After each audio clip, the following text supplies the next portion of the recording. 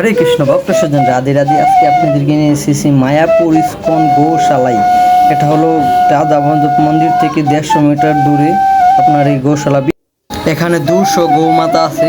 আপনারা অবশ্যই নবদ্বীপ দামে মায়াপুর দামে আপনার 200 গৌমাতা আছে গোশালায়। আপনারা সবাই অবশ্যই দর্শন করুন আর গোশালার মাহাত্ম্য শুনুন। রাধা মাধবের মন্দির থেকে দক্ষিণ দিকে প্রায় 150 মিটার দূরে গোশালা অবস্থিত, যেখানে বহু উন্নত জাতের প্রায় 200 গাভী রয়েছে।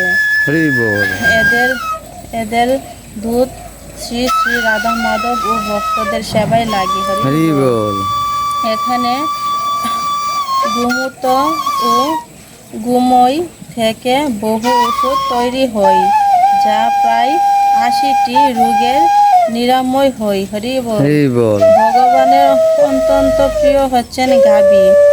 নম ব্রহ্মণ দেবায় গো ব্রাহ্মণ হিতায় চ জগদ্ধিত্রায় কৃষ্ণায় গোবিন্দায় নমো নমঃ। ভগবান শ্রীকৃষ্ণ স্বয়ং গো পালন করতেন, তাই তার আর এক নাম গোপাল। হরি বল। হরি সজ্জন, এখানে যা গোমাতা দেখতে পাচ্ছেন এগুলি কোনো সাধারণ গোমাতা নয়। এগুলো হলো গৌরাঙ্গ মহাপ্রভু যে সময় এখানে ছিলেন ওই সময়ের পরম্পরা। এই গোমাতাগুলি আপনারা সবাই দর্শন করতে পারতেছেন। নবদ্বীপ দামে গোমাতা, আপনারা কি মনে করতেছেন এগুলি সাধারণ গোমাতা?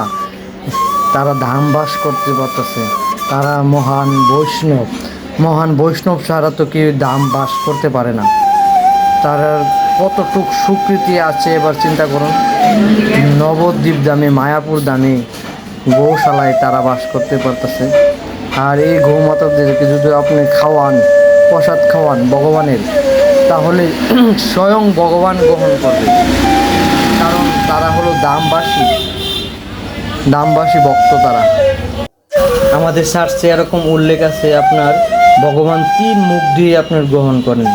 এক হলো শুদ্ধ ব্রাহ্মণের মুখ থেকে, আর শুদ্ধভাবে বৈষ্ণব বা ব্রাহ্মণ যদি আপনার যজ্ঞ করেন যজ্ঞর মাধ্যমে, আর হলেও গৌমাতার মুখ থেকে আপনার ভগবান গ্রহণ করে থাকেন। এই কারণে আপনারা গৌশালায় আসলে অবশ্যই আর এটা তো ধাম, এখানে অবশ্যই আপনারা গোমাতাকে খাওয়ানোর জন্য চেষ্টা করবেন, তাহলে ভগবান স্বয়ং গ্রহণ করবেন। দেখুন কি সুন্দর অপূর্ব গোমাতারা। আপনারা এখানে আসলে মুগ্ধ হয়ে যাবেন গোমাতাদেরকে দেখলে।